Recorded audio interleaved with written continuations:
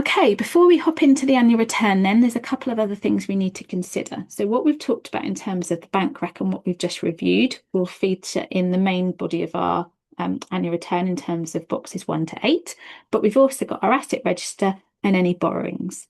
So, firstly, if we go into the asset register here, all your assets will be displayed.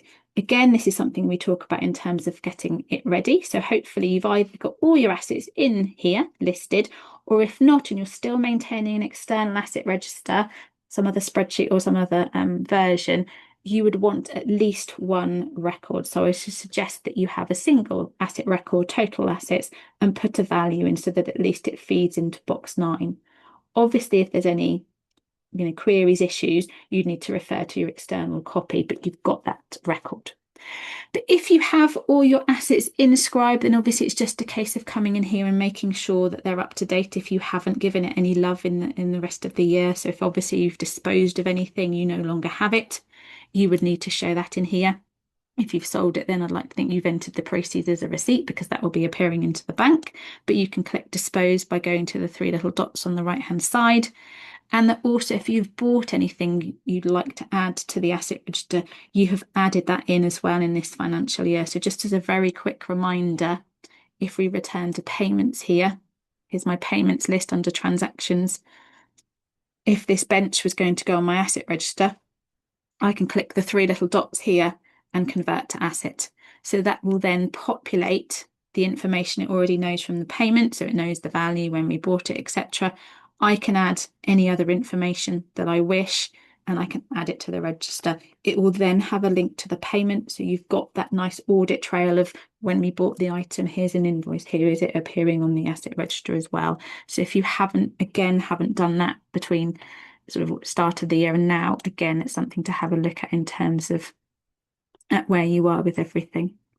Okay, the other thing to mention as well with the asset register is if you're happy with everything, you can click into actions in the top right hand corner and view the report, and that will show you all your assets listed here, as you can see.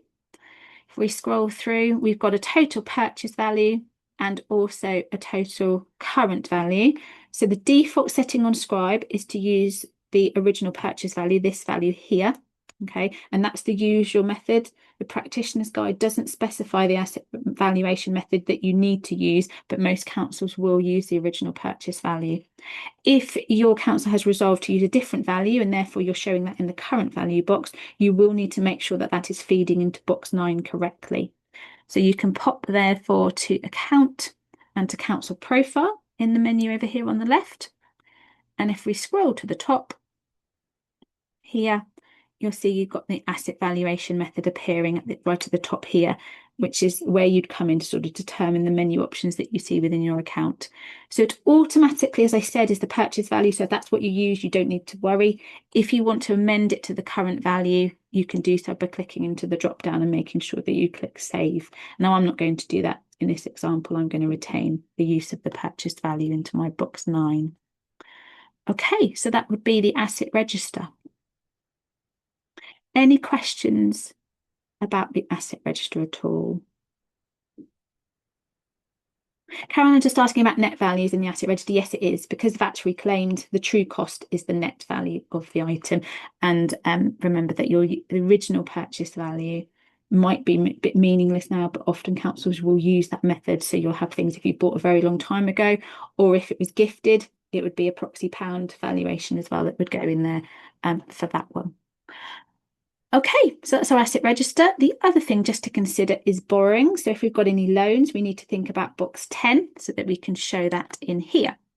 So you click into borrowings. If you've got any loans, then if you've had Scribe previously, they will just continue to show. If you haven't had Scribe before, so this is your first year on Scribe, you would need to click in that blue plus at the top to add the record of your loan, when it came in, what it was. The important value here is the outstanding amount. How much was left on that loan at the 31st of March for the year end? If it's a PWLB, there'll be a schedule and you'll get that, and you need to put that figure in there.